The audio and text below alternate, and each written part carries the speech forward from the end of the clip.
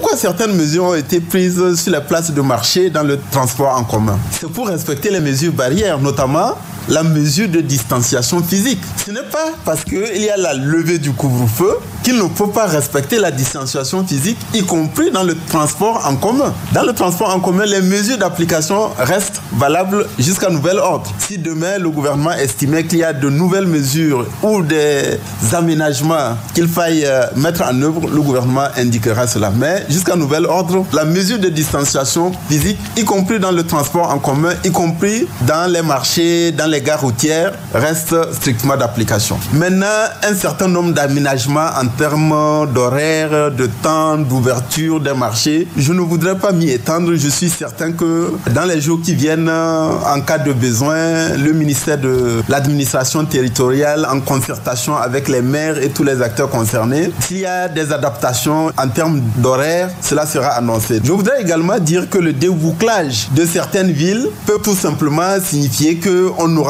pas toujours besoin de laisser passer pour accéder ou traverser ces localités. Mais sans doute, les frontières restant fermées, nos concitoyens ou les étrangers qui veulent traverser les frontières sont toujours soumis à l'obligation d'obtenir un laissez-passer. Dans les prochains jours, le gouvernement communiquera de manière officielle sur la rouverture des établissements scolaires et la reprise des cours avec des indications concrètes concernant les mesures et les conditions sanitaires et d'hygiène et toutes les préconisations qui sont nécessaires pour nous assurer que l'année scolaire puisse être parachevée et que cette rouverture puisse se dérouler en se conformant aux exigences d'ordre sanitaire et d'hygiène. Ce qui est au cœur, ce qui est en jeu, c'est l'avenir de nos enfants.